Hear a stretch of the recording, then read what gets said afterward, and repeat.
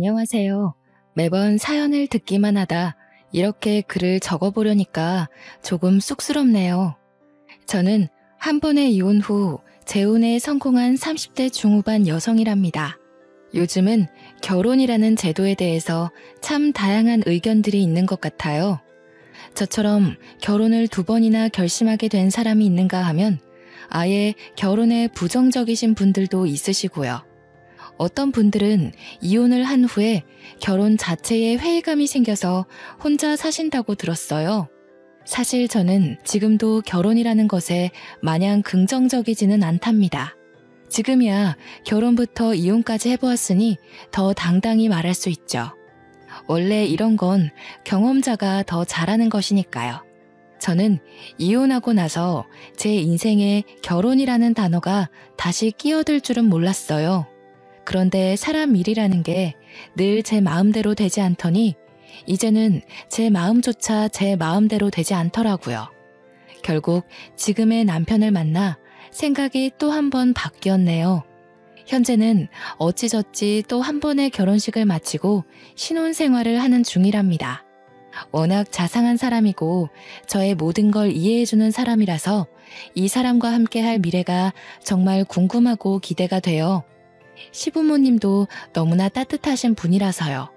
오늘은 제가 이 사람과 어떻게 만났는지, 제가 어떻게 살아왔는지, 저의 인생 이야기를 정말 속 시원히 털어내보려고 해요.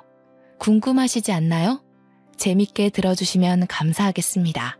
아까 제가 결혼이라는 것에 마냥 긍정적이지 않다고 했는데요. 솔직히 말하자면 그건 여러 일을 겪으며 많이 유해진 생각이고요. 이유야 많겠지만 저는 특히나 결혼에 부정적인 생각을 가지고 살던 여성이었어요. 왜인지 몰라도 결혼에 부정적이라고 의견을 밝히면 다들 이유를 추측하시더라고요.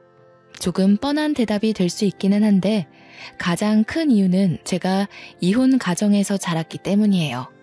여기는 저에 대해서 아무도 모르시니까 정말 까놓고 이야기하자면 이혼 가정이라고는 말하지만 저에게 가정이랄 게 없었어요. 이게 무슨 말이냐 하면 이혼하시기 전부터도 부모님은 저에게 별다른 관심이 없었다고 봐야겠네요. 학교에서 나눠주는 가정통신문도 제가 직접 서명하고는 했으니 어느 정도였는지 대충 눈치채시겠죠. 그러니 부모님이 이혼하시고 나서는 얼마나 더 심했겠나요. 서로의 안중에 저의 존재는 없었고 자연스레 저는 혼자 자랐다는 말이에요. 동물에 비유하자면 저는 유기동물이었던 거죠. 부모님의 이혼 얘기가 처음 나왔을 때는 제가 중학교 2학년이었을 때인데요. 그 어린 나이에 얼마나 놀랐으면 아직도 기억이 생생하게 나네요. 평소라면 바쁘다고 코빼기도 보이지 않던 부모님이 웬일로 집에 있었어요. 제가 학교를 마치고 집에 오자 심하게 싸우고 있더군요. 이럴 거면 이혼해. 처음부터 당신과 결혼을 하는 게 아니었어. 이럴 거면 앞으로도 이런 식으로 굴 거면 그냥 깔끔하게 이혼하자고. 그래, 당신 말 한번 잘했다. 아주 말 잘했어. 당신이 이혼하자고 하면 내가 무서워할 것 같아? 나야 좋아. 좋다고. 어디 한번 갈 때까지 가봐. 바닥에는 유리잔을 던져서 깨트렸는지 유리 조각들이 부서져 있더라고요. 저는 제 방에 들어가 손으로 귀를 막으며 웅크린 자세로 한참을 그러고 있었습니다. 친구들을 보면 불평불만으로 툴툴대더라도 사이는 좋던데 왜 우리 가족은 이리 무관심하고 만날 때마다 싸우는 걸까? 쿵쿵 불안하게 뛰어대던 심장 소리에도 그 생각은 끊기지 않더군요. 중학교 2학년이라고 하면 대부분 생각하는 게 하나 있잖아요. 중2병이라는 단어까지 있듯이요. 대표적 사춘기 아니겠어요? 부모님의 관심과 사랑을 한창 바라고 있었던 터라 지속된 무관심과 싸움, 심지어 이혼 얘기에 저는 거하게 방황하기 시작했어요. 난 무얼 해야 하지? 어떻게 해야 부모님이 웃어줄까?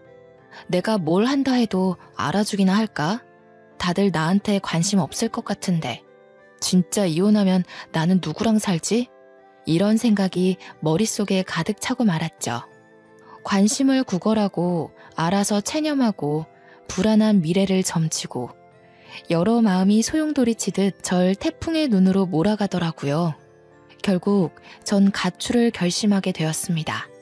그때가 겨울 방학이었어요. 등하교할 필요가 없으니 가출이 수월한 듯 하면서도 어딘가 정기적으로 머물 곳이 없으니 앞이 막막했네요. 엄마 트렁크 가져와서 필요한 옷 몇 개 넣고 아빠 지갑에서는 돈을 꺼내 훔치고 그렇게 계획 없이 나와놓고서 갈 데가 따로 어디 있겠나요? 그저 친구 집에 하루 이틀 머물다 눈치 보여서 나왔죠. 버스 정류장에 한참을 앉아있다 해가 질 때쯤 찜질방으로 들어갔어요. 잘 기억은 안 나는데 아마 그때 청소년 보호법으로 시끄러웠을 거예요.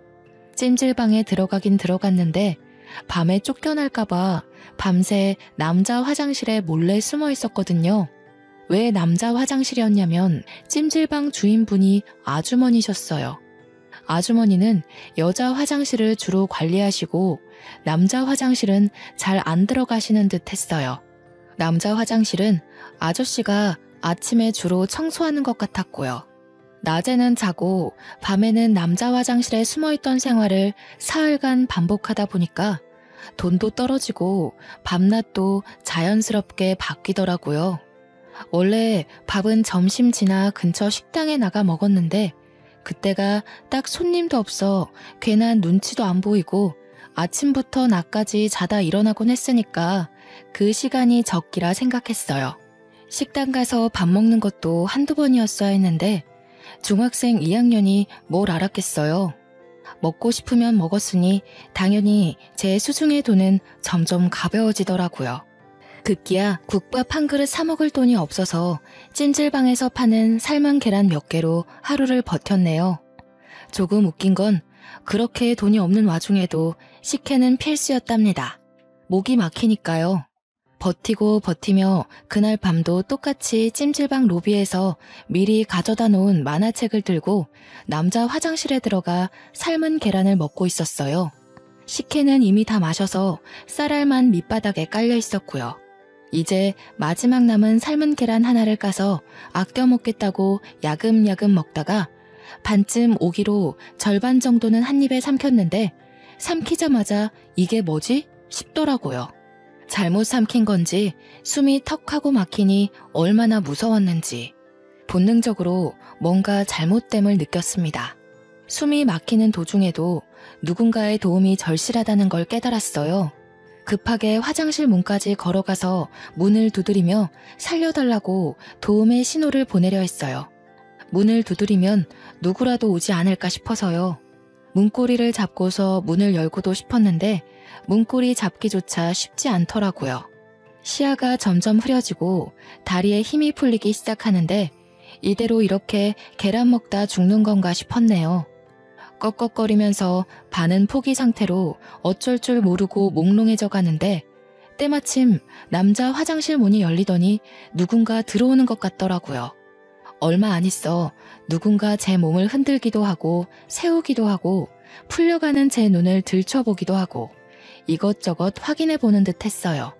흐린 눈으로 얼핏 봤을 때는 제 아빠뻘 되는 아저씨였는데 얼굴에 핏기 하나 없는 캑캑거리는 저를 보고는 곧바로 하임리히법을 시도하기 시작했습니다. 얘, 자면 안 돼. 눈 똑바로 떠. 눈 떠? 얘야, 정신 놓으면 안 된다. 정신 차려야 해. 몇 번의 압박 끝에 제 목에서 계란과 음식물이 튀어나오며 전 다시 숨을 쉴 수 있었어요. 숨을 고르고 있으니 때 아닌 소란에 찜질방에서 자던 사람들이 다 일어났더군요. 다들 무슨 일이냐며 웅성웅성 모여드니 찜질방 아저씨가 수습하시더라고요. 아이고 죄송합니다. 애가 잠시 우리 집에 온 조카인데 하도 찜질방에서 며칠 자보고 싶다 사정하지 뭡니까? 그래서 데려왔더니 야밤중에 뭘 잘못 먹어 숨을 잘 못 쉬더라고요. 깜짝 놀라 응급조치를 취하느라 이리 소란을 피웠네요. 이제 멀쩡하니 다시 주무세요들. 찜질방 아저씨의 말씀을 들으니 온몸에 찬물이라도 끼얹어진 것처럼 생사를 오가던 현장에서 현실로 끌어내려지는 듯 했습니다. 잠시 뒤로 빠져서 다른 곳에 숨어 있으려던 저는 당연하게도 찜질방 아저씨에게 붙잡혀 찜질방 아주머니에게로 향했어요. 아주머니는 애 얼굴이 너무나 창백하다며 호들갑 떠시더니 제 손을 몇 번 주무르시곤 따뜻한 물을 건네주시더라고요. 제가 따뜻한 물을 마시며 조금 안정된 듯 보이자 무슨 사정이냐 물어보시고 제 얘기를 듣고선 말씀하셨습니다. 사실은 학생이 여기서 머무는 거 다 알고 있었어. 갈 데도 없어 보이고 너무 어려 보여서 내쫓으면 상황이 더 안 좋아질까봐 묵과하고 있었는데 이제는 손님들까지 다 알아버려서 어쩔 수가 없네. 일단 오늘은 너무 늦었으니까 편하게 자고 내일 아침에 집으로 돌아가. 어린 여자애 혼자 있기엔 너무 위험해. 그간은 내가 지켜봐서 별일 없었다지만 오늘 일도 그렇고 여기 있어봤자 좋을 거 하나 없어. 딱 너만한 아들이 있어서 딸 같아서 그래. 나쁘게 듣지 말라며 부모에게도 못 받아본 걱정을 하시더라고요. 아주머니가 만들어주신 죽과 아저씨가 갖다준 식혜를 든든히 먹었어요. 집에선 늘 혼자 밥 차려 먹었는데 누가 차려주니 너무 행복하더군요. 그렇게 저의 일주일짜리 가출을 끝이 났어요. 집으로 돌아오니 부모님은 잠시 산책 갔다 왔냐면서 할 얘기가 있는데 마침 잘 왔다고 하시더라고요. 너도 일주일 동안 대충이라도 들어서 알고 있겠지만 부모님끼리 서로 의논을 충분히 했다며 이혼하기로 했다고 저에게 통보했습니다. 그 말을 들으니 머리가 띵하더라고요. 제가 가출한지도 모르는 것 같았어요. 그러면서 하는 말이 뭔 줄 아세요? 우리 이혼하기로 했다. 오래 안 걸릴 거야. 우리가 이혼하기로 하고서 서로 의논하다가 널 데려갈 수 없다고 판단했어. 아빠는 다른 사람이랑 새 살림 차릴 거고 그쪽에선 널 원하지 않다구나. 미안하다. 돈을 부족함 없이 보내줄게. 수민아, 미안해. 이 사람이랑은 이혼하기로 했고 엄마도 수민이 꼭 데려가고 싶었는데 엄마는 뉴질랜드로 이민 가기로 했어. 엄마도 아빠처럼 만나던 사람이 있는데 그 사람이 뉴질랜드에 살거든. 미안해. 엄마도 돈은 정말 부족함 없이 보낼게. 엄마 이해하지? 듣다 보니 쌍방으로 바람이 나서 이혼 후 서로 새 가정을 차리기로 했다더군요. 아빠는 아빠대로, 엄마는 엄마대로 새 인생을 살 계획이 번지르르 하더라고요. 벌써부터 엄마나 아빠나 새 가족이 될 사람이 있으니 어찌나 몸을 추스르시던지. 둘 중 아무도 저를 책임질 수 없다고 그러던데요. 생활비는 충분히 주겠다면서 따로 집조차 구해주지 않은 채 하숙집을 구하든 월세방을 구하든 혼자 살라고 말하더라고요. 전 이혼하더라도 저를 누군가 데리고 갈 줄 알았지 버리고 갈 줄은 꿈에도 몰랐네요. 정말 누가 알았겠어요. 일주일의 가출 후 이번엔 가족으로부터 내쳐져 혼자 살게 되었어요. 잠잘 곳부터 구해야 한다는 생각에 자연스레 찜질방은 제 머릿속에서 잊혀지더군요. 그나마 부모님에게 아주 조금의 양심은 남아있긴 했는지 생활비는 꼬박꼬박 줘서 고등학교 졸업 때까지 학업에 매진할 수 있었어요.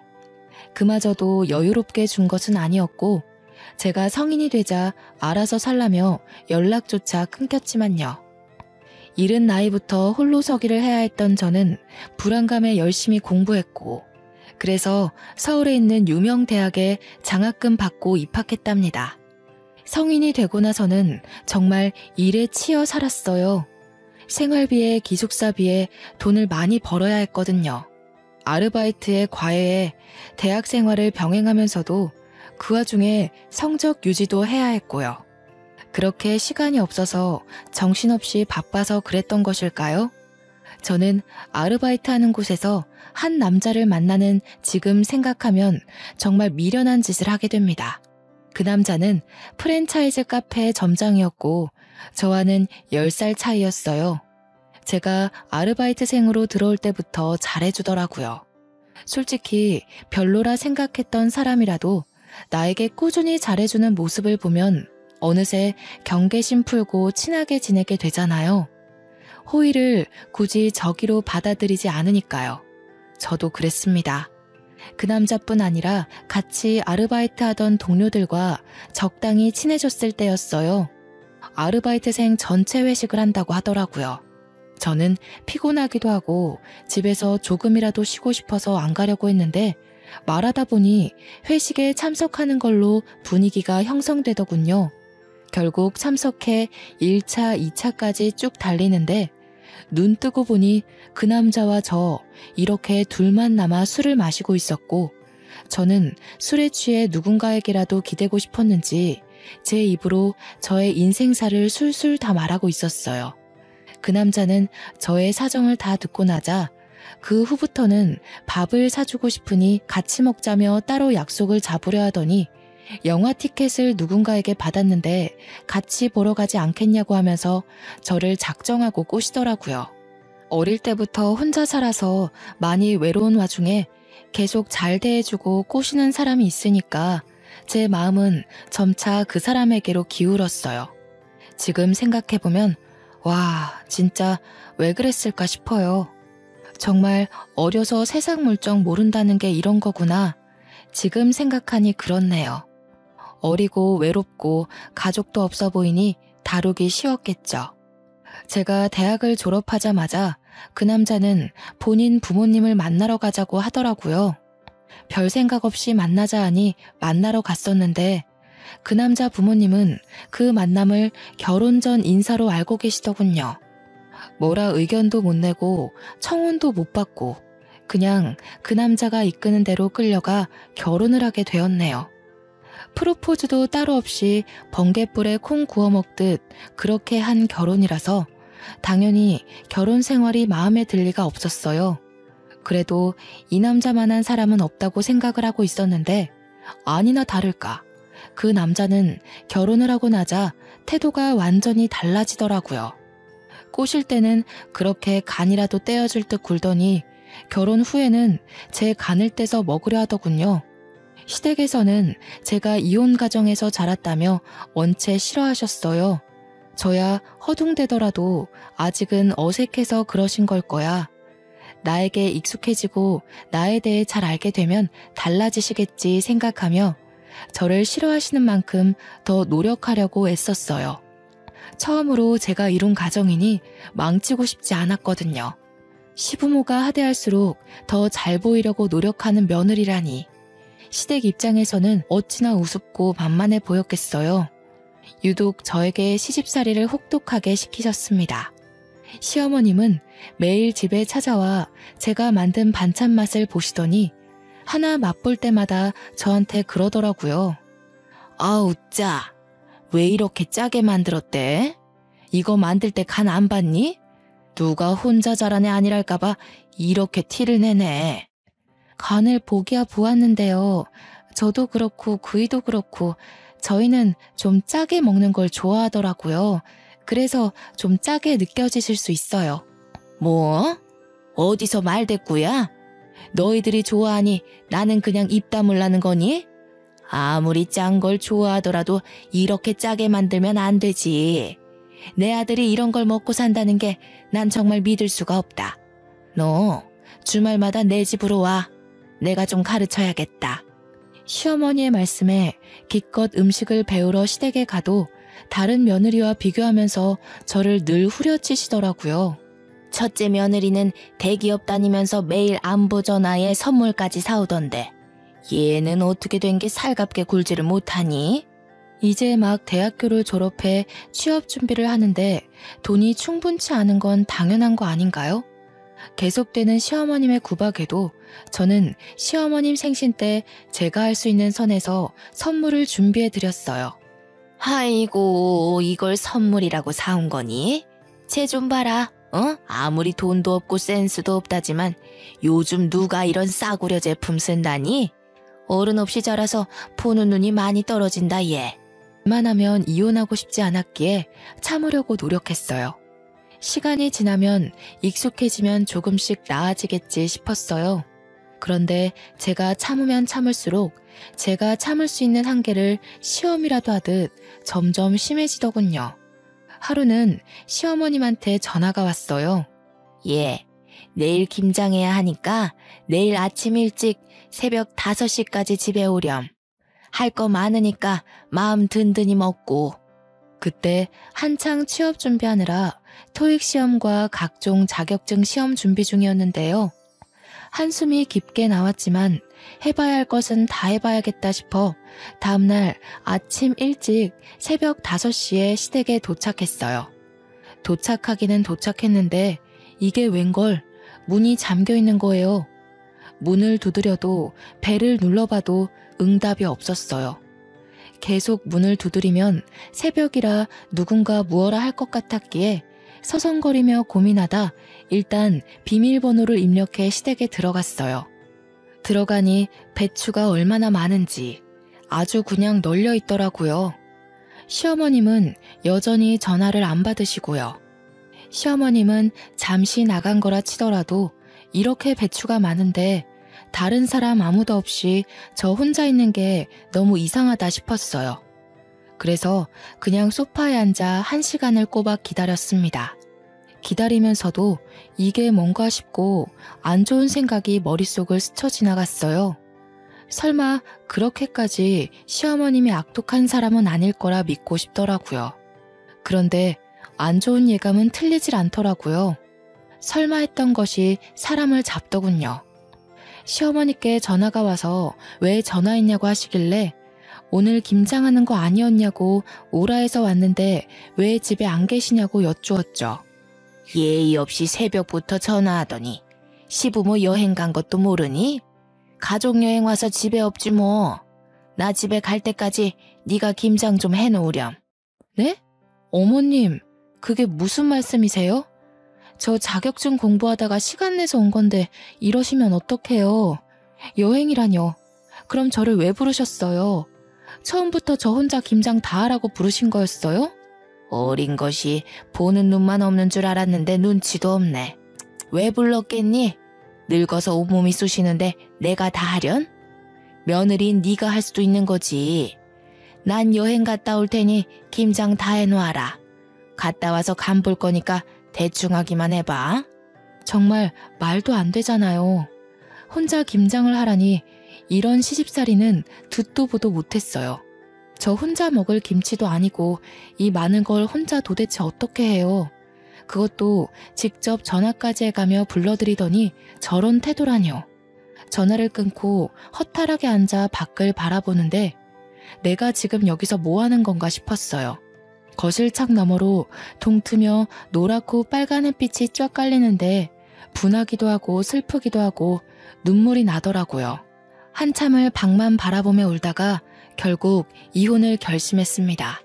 시댁에 남아 김장을 하는 대신 남편에게 전화를 걸어 이혼하자고 말했네요. 이혼하고 무슨 생각이 들었냐 하면요. 그간 살아온 제 인생에 의문을 품게 되더니 별별 생각 다 들더라고요. 이혼 별거 아니네.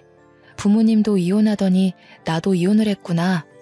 결혼은 내 인생에 없나 보다. 내 인생은 왜 이리도 외롭고 힘들지?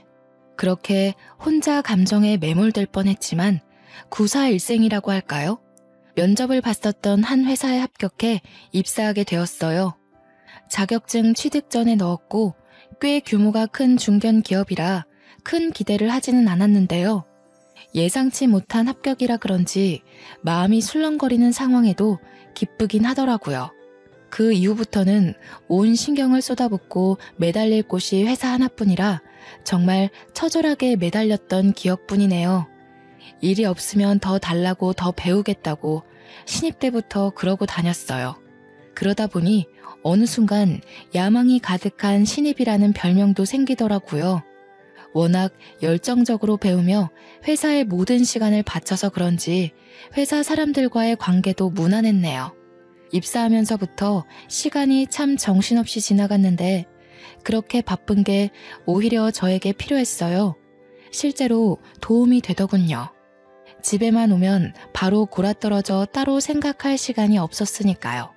그런데요, 잊어버리는 게, 피해버리는 게 모든 걸 해소하는 건 아니잖아요. 너무 감정을 억누르며 일만 하고 살아왔던 탓일까요? 적어도 일은 내가 하는 만큼 돌아온다고 생각했는데 저의 개인 시간마저 빼가며 열심히 일했던 것이 3번의 승진 누락으로 돌아오더군요. 처음 한두 번 정도야 당황스러웠지만 그럴 수 있지 하고 넘어갈 수 있었어요. 3번을 승진해서 누락시키니까 제가 일을 못하는 편도 아니고 너무 황당하더라고요. 승진 누락 결과를 출장지인 제주도에서 확인했었는데 마냥 기다리다가 회사로 돌아가서 물어보기엔 열불이 나더군요. 마침 같이 출장 왔던 부장님이 옆에 계셔서 바로 여쭤보니 하시는 말이 나야 뭐 수미 씨가 워낙 일을 잘하니 승진 때마다 수미 씨를 밀어줬지. 근데 임원들 생각은 그게 아닌가 보더라고. 너무 예민하게 받아들이진 말고 수미 씨가 아무래도 이혼도 했었고 딱히 책임질 가족이 있는 게 아니잖아. 임원진들은 워낙에 또 보수적이니까 가정이 있는 남자를 밀어주려 하더라. 부장님 말씀을 듣는데 한마디 한마디가 속이 쓰리더라고요.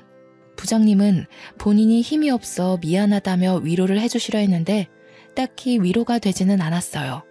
이혼해서 또는 책임질 가족이 없어서 이런 개인적인 이유로 저의 발목을 잡았던 일이 이번 한 번만 있는 건 아니었거든요. 학창시절에는 부모님의 이혼이 저에게 큰 걸림돌로 작용했어요.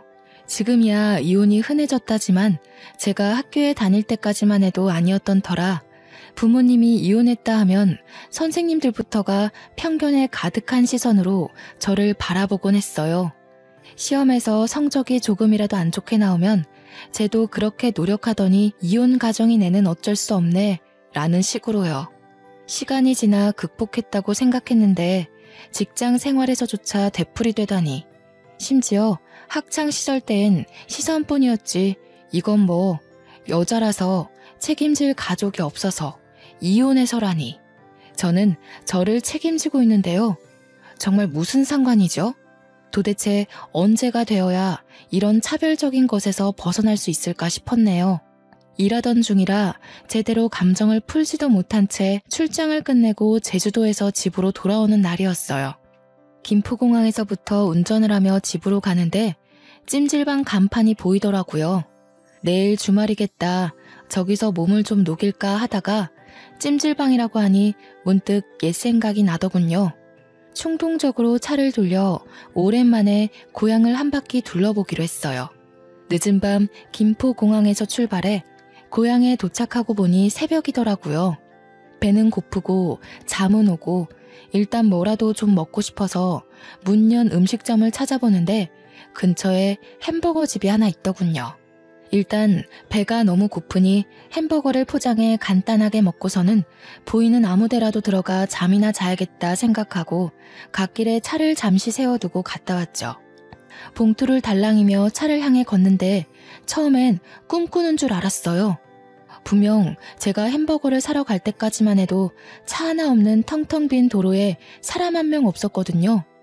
근데 제가 햄버거를 포장하고 나오자 저 멀리 횡단보도에 뭔가 보이는 거예요. 원래 있었나? 내가 못 본 건가? 아니면 내가 귀신에 홀렸나? 하고 일단 차에다 햄버거를 놓고선 천천히 다가가는데 가까이 다가가면 다가갈수록 사람의 형상인 게 느껴졌어요.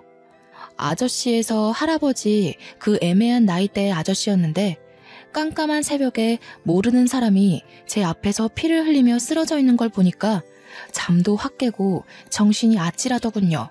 직감적으로 이건 뺑소니다 싶어 덜덜 떨리는 손으로 112에 신고했습니다. 얼마 안 있어 구급차와 경찰차가 오더라고요. 제가 살아온 인생을 되돌아보며 우울한 감정에 빠져 있으려고 했는데 이 새벽에 도대체 이게 무슨 일인지 세상은 저에게 우울해할 시간을 주지 않으려고 했나 봅니다. 저는 신고자로서 최대한 협조하기 위해 같이 병원에 갔습니다. 응급실에 도착하니 상황은 긴박하게 흘러가더라고요.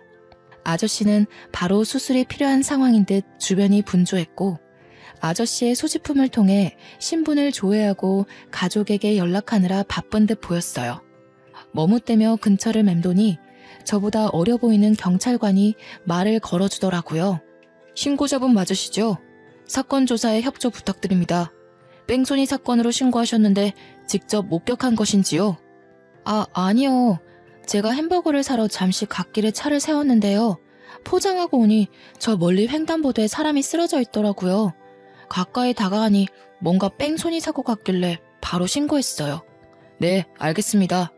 혹시 자차에 블랙박스가 설치되어 있으신가요? 블랙박스 영상 확인 한번 해보아도 되겠습니까? 경찰관에게 괜찮다, 최대한 협조하겠다 말하려던 순간 아저씨의 가족으로 추정되는 아주머니와 한 남자가 응급실로 급하게 뛰어들어오더군요. 어찌나 급하게 오던지 응급실 안 모든 사람의 시선이 그쪽으로 몰릴 정도였어요. 아저씨의 아내로 추정되는 아주머니는 온 얼굴이 눈물로 젖어 있었습니다.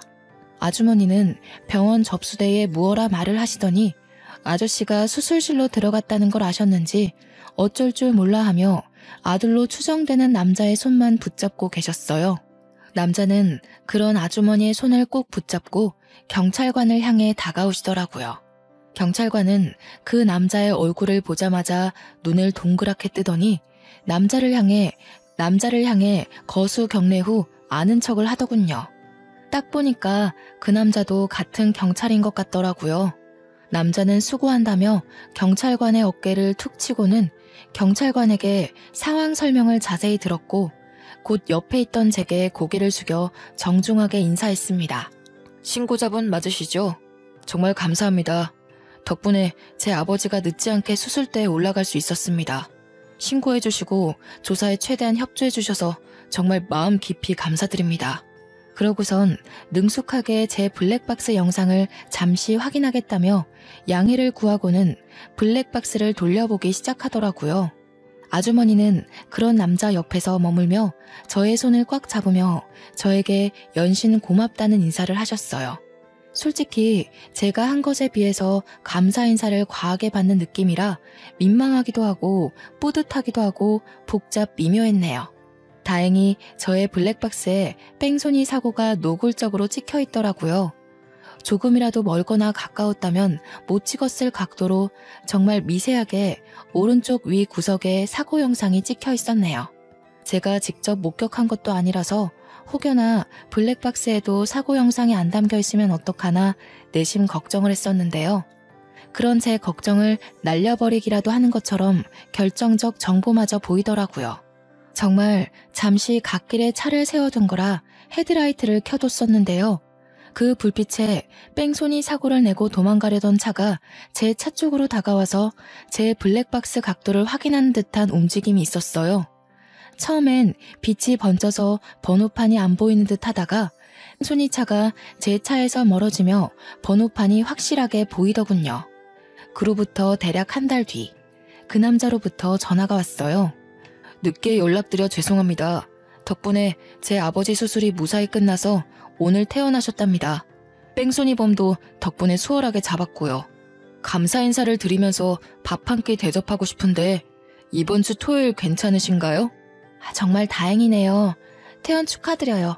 이번 주 토요일에 따로 약속이 없어서 시간이야 괜찮은데요. 제가 그쪽에 살고 있지 않아서요. 마음만 감사히 받을게요.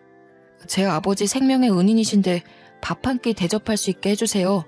거리가 멀어 그러는 거라면 지금 사시는 곳 근처 식당에 예약하겠습니다. 제대로 감사 인사를 할 기회를 주셨으면 합니다. 제 아버지도 꼭 직접 뵙고 싶다고 하셔서요. 간곡히 부탁하시니 마냥 거절하기가 죄송스럽더라고요.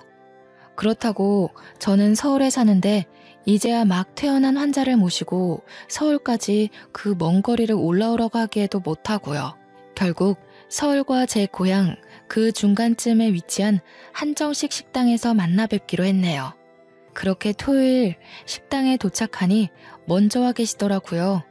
문을 열고 예약한 방으로 들어갔는데 아저씨와 아주머니가 저를 보자마자 벌떡 일어나시더니 제 양손을 붙잡으시며 감사 인사를 하셨어요. 아니, 제가 한낮에 이렇게까지 감사 인사를 받은 건 처음이라 몰랐는데 이게 생각보다 쑥스러운 일이었어요.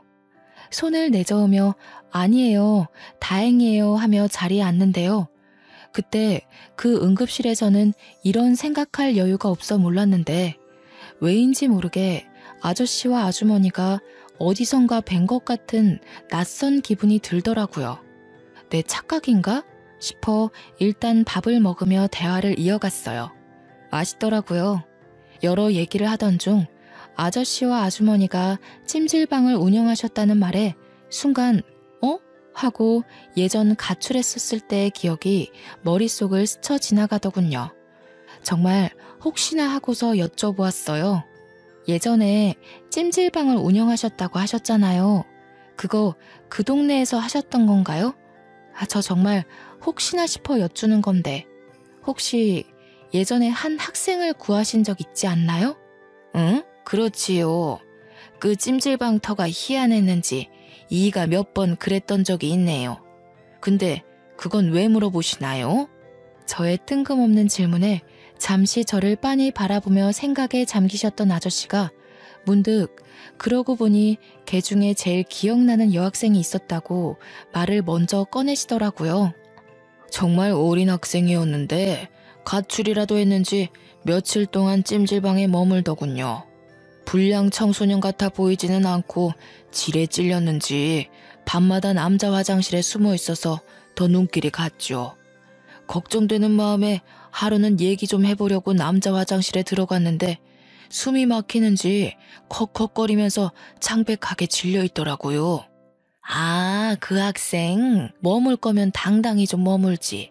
그마저도 못하고 맨날 밤새 숨어 있어서 어찌나 마음이 짠하던지요. 이이가 때마침 화장실에 안 찾아 들어갔으면 정말 큰일 날 뻔했어요. 그 학생이 컸으면 딱 지금 아가씨 같았겠네요. 어린 학생이 죽을 것 같아 일단 살리고 봤다고 그리 말씀하시며 웃으시는 아저씨와 아주머니의 모습을 보는데 예전에 죽을 내주시던 아주머니의 모습과 식혜를 건네주시던 아저씨의 모습과 겹쳐 보이며 확신이 딱 들더군요. 예상치도 못한 만남에 저는 너무나도 놀라 몇 초간 말을 못하다가 비명을 지르듯 소리치며 말했어요. 그 학생이 바로 저예요. 세상에, 말도 안 돼요. 저 진작에 찾아가 감사 인사를 꼭 드리고 싶었는데 찜질방이 없어져서 감사 인사를 드리고 싶어도 드릴 수가 없었어요. 그런데 이런 우연으로 만나게 되다니요. 세상에. 아니, 저만 신기한 건 아니죠? 진짜 너무너무 신기하지 않나요? 모든 게 우연으로 맞아떨어진 거잖아요. 아저씨가 제 목숨을 구해준 것부터 제가 아저씨를 구해주게 된 것까지요. 심지어 이렇게 만나게 된 것도 포함해서요. 흔치 않은 인연에 어안이 벙벙해지더라고요. 현실감이 없어도 너무 없게 느껴졌지만 이 기회가 아니면 영영 감사 인사를 할 기회가 없을 것 같아 재빠르게 말했어요. 그때 정말 감사했어요. 제가 그때 많이 힘들기도 했고 방황도 많이 했는데요. 목숨도 구해주시고 직접 죽도 만들어주셔서 그게 얼마나 큰 힘이 되고 감사하던지요. 평생 감사 인사를 못 전할 것 같아 늘 마음 한구석이 좋지 않았는데 이리 감사 인사를 전할 수 있어 너무나도 감사하네요. 아주머니와 아저씨는 잠시간 어리둥절해하다가 거짓말하는 거 아니고 진짜냐며 이게 무슨 인연이냐며 놀라워하시더라고요. 조용히 밥을 먹으며 듣기만 하던 남자도 감탄하시더니 한마디 하셨어요. 아니, 이런 인연이 있을 수 있다는 게 신기하네요. 이 정도 인연이면 세상에 이런 일이라도 출연해봐야 하는 거 아닙니까? 그날은 정말 서로 감사 인사만 100번 말하고 헤어졌던 것 같아요. 저는 그날 이후로 그간의 미련을 이제라도 푸는 심정으로 아주머니와 아저씨께 자주 연락드리고 찾아뵈었어요. 그 남자 역시도 오다 가다 자주 마주쳤죠. 제일 무서운 인연은 스며드는 인연이라고들 하잖아요. 저는 정말 그 남자에 대해서 아무 생각이 없었는데요. 자주 찾아뵙다 보니 자주 마주치게 되고 또 그러다 보니 가끔 생각이 나고 궁금하고 그렇게 감정이 진화하더라고요. 명절에 누구네 집을 방문해 본 적이 정말 까마득한데 아주머니와 아저씨가 혼자 지내는 저의 사정을 먼저 알아봐 주시고 설날에 집으로 오라고 초대해 주셨어요. 부모와 영 끊고서 살고 있던 저라 명절에 대한 추억이나 경험이 많이 없어서 괜스레 설레더라고요. 빈손으로 가기에는 민망할 듯 싶어 고향 근처 농협에서 한우를 사려고 했어요. 무슨 부위를 사들고 가야 하나 이리저리 둘러보며 고민하는데 누군가 말을 거는 거예요. 오늘도 집에 놀러 오시는 거예요? 명절 선물 사시려는 거면 고기보다는 해산물이 좋을 거예요. 부모님이 해산물 좋아하시거든요. 깜짝이야. 뭐예요? 왜 여기 있어요? 아무튼 감사해요. 안 그래도 무얼 더 좋아하실지 고민이 됐었거든요. 그쪽은 뭘 더 좋아해요? 이왕 명절 선물 사는 김에 같이 사줄게요. 저야 뭐 다 잘 먹습니다. 마음만으로도 감사하네요. 자, 해산물 코너로 갑시다. 아무래도 전복이 좋을 거예요. 그 남자가 몸이 좋다는 건 이미 알고 있었거든요. 제 바로 앞에서 뒤돌아서 걷는데 그 사실이 갑자기 확 다가오더라고요. 심지어 해산물 코너에 가서 전복을 구경하는데 일하시는 직원분이 저와 그 남자를 엮으며 신혼이냐고 물어보는 거 아니겠어요? 그 남자가 딱히 아니라고는 말 안 하고 그저 웃으며 전복 뭐가 좋아요? 묻는데 기분이 굉장히 묘했어요. 아, 맞다. 이 사람도 남자기는 남자였지? 싶기도 하면서요. 직원분의 추천대로 전복 선물 세트를 사서 제가 들으려는데 그 남자가 저를 한번 쓱 보더니 선물 세트를 가져가서 들더라고요. 제가 또 그런 배려에 약한 거 어떻게 알고. 그때 그 남자의 행동 하나하나에 반응하는 저를 보자니 제대로 감겼구나 싶더라고요. 그렇게 마음을 깨달았어요. 설날 잘 보내고 서울 올라가면서 그 남자에게 연락하기 시작했죠. 그 남자도 알게 모르게 저한테 마음이 있었는지 연락이 끊기지 않게 이어가더군요. 제가 경찰 제복 입은 모습 한번 보고 싶다니까 그날 퇴근길에는 제복 입은 상태로 오기도 하고요. 그렇게 눈 맞아서 1년의 짧은 연애 끝에 저는 결혼까지 결심하게 되었어요. 네, 맞아요. 지금의 남편이랍니다. 근데요, 솔직히 남편에게는 첫 결혼이지만 저한테는 재혼이잖아요. 아무래도 이혼의 경험이 있으니까 재혼은 시작부터 망설여지게 되더라고요.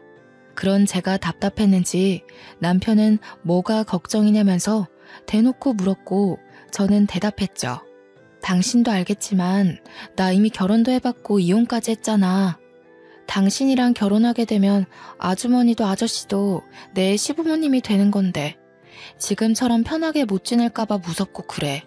당신은 처음인데 나만 재혼이니까 미안하기도 하고. 그런 거라면 정말 걱정하지 마. 우리 부모님 성격 몰라서 그래? 당신이 나랑 결혼한다고 해서 시부모 유세 떨고 그럴 사람들 아니라는 거 알잖아. 난 당신과 사랑하는 가정을 이루고 싶은 거야. 처음이든 재혼이든 관심 없어. 재혼에 회의적이었지만 저의 가정을 이루고 싶다는 욕심은 있었거든요. 남편은 바로 그 점을 기가 막히게 꼬집으면서 설득하더라고요. 마침내 제가 결혼하자며 고개를 끄덕인 날 남편은 쐐기를 박으려는지 바로 부모님께 결혼하기로 했다고 고하더군요. 저는 그 옆에서 긴장이 돼 손끝을 만지작거리고 있었는데 어머님이 한박 웃음을 지으시며 말씀하셨어요. 아이고, 올해도 걸렸다. 올해도 걸렸어. 얼마나 기다렸는지 아니? 우리 남편 차가운 길바닥에 외롭게 죽을 뻔했는데 그거 발견하고 구해준 넌 우리 집안의 귀인이야. 어디서 이렇게 착하고 선한 아이가 굴러왔는지 우리 모자란 아들과 결혼까지 해준다니 난 더없이 행복하구나. 어머님과 아버님은 혼수랑 집도 전혀 걱정하지 말라고 큰 소리 떵떵 치시더라고요. 우리 집에 귀인이 들어오는데 그것 하나 못 해주겠냐면서요. 사공의 목표가 하나고 모두가 열정적이니 배는 순항하더니 그 자리에서 결혼식 날짜까지 바로 정했답니다. 다만 결혼식 날짜가 다가올수록 이혼한 제 친정 부모가 마음에 걸리기 시작했어요. 결혼식 혼주석에 불러야 하는 건지 고민이 돼서 예비 시부모님께 먼저 상의하니까 제 마음 편할 대로 결정하라 하시며 한마디 하셨어요. 내가 이 결혼에 원하는 건 딱 하나야. 바로 네가 우리 집에 시집와서 행복해지는 것이란다. 예비 며느리로 무언가 하려고 노력하지 않아도 돼. 넌 이미 우리 가족의 은인이잖니. 너의 부모님도 그래. 모든 건 너의 마음이 향하는 대로 하렴. 대신 네가 결혼식을 올리며 행복해지는 방향이었으면 좋겠다. 저는 솔직히 부모 같지도 않은 인간들에게 저의 근황조차 알리고 싶지 않아서 결혼식 초대조차 원하지 않는다고 사실상 이미 연을 끊어버린 관계라고 설명했습니다. 예비 시부모님은 제가 고민한 것이 허무하리만치 쉽게 수긍하며 이해해 주시더라고요. 제 결혼식 혼주석에는 남편의 고모랑 고모부가 감사하게도 앉아주셨어요.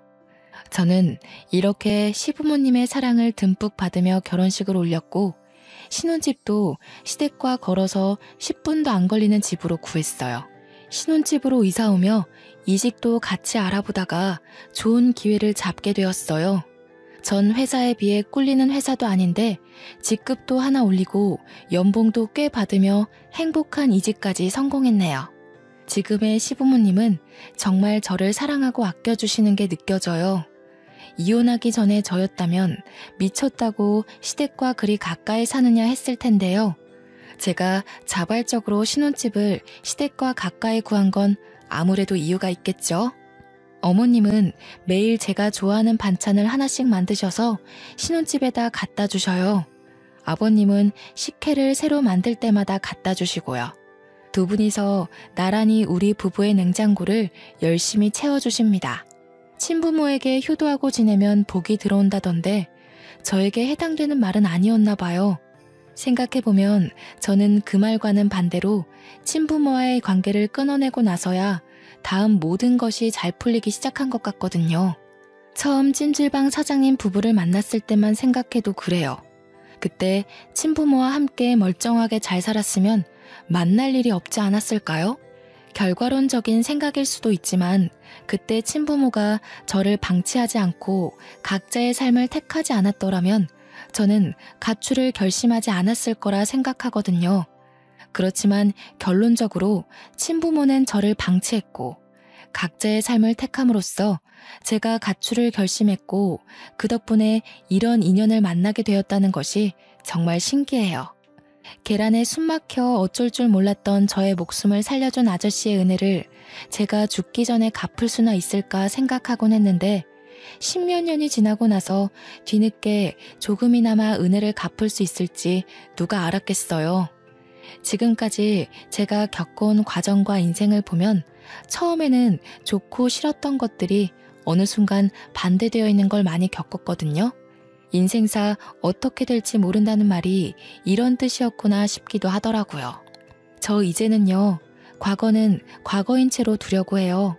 사회도 그렇게 생각할까 싶기도 하지만 이젠 신경 안 쓰려고요.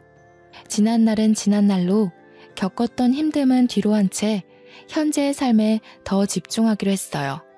앞으로 남편과 걸어갈 길이 멀다는 걸 이제는 알게 되었거든요. 저를 사랑해주는 남편에게 감사하고 아껴주는 시부모님께도 감사하고 힘들어도 꿋꿋이 잘 살아온 저 자신에게도 고맙다는 말을 하고 싶네요. 지금까지 저의 긴 인생 이야기 들어주셔서 감사합니다. 여러분 늘 행복하세요.